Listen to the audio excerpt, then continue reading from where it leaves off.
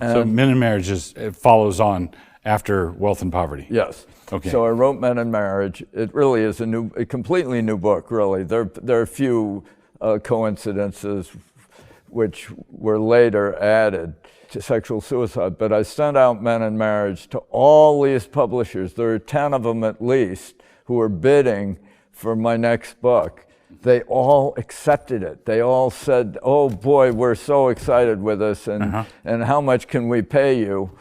And then in each one, all 10 of these, and maybe I'm exaggerating, it might be 8, it might, but just amazing unanimity. Every publishing house in New York, first some male leader of the house accepted it. And then they called me, "Oh, George, this is a fabulous book. You all have no trouble publishing this. But unfortunately, we have a special problem in our house. And we just can't, it's just not for us." Right. And in each case, a group of feminist women in that New York publishing house rose up and managed to stop publication of my book. It's amazing to see. This is way back in the 1960s, and this idea that this is the way the left is. Right. It cannot bear.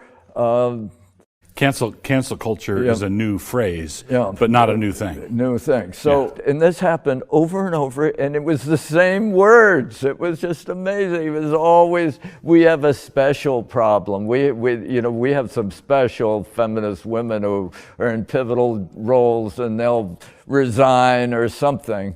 And so I got it published in the end in Gretna, Louisiana, Pelican Books of Gretna, Louisiana. And it even had trouble down there. The editor, who was the owner of Pelican Books, was very confident that all was well, and he agreed to publish it.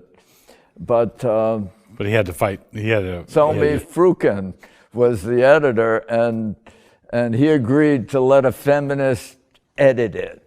And so I had quite a struggle. And then Simon & Schuster, which was the Basic Books published Wealth and Poverty, but I had a contract for my next book with Simon & Schuster, and which was Spirit of Enterprise about Idaho.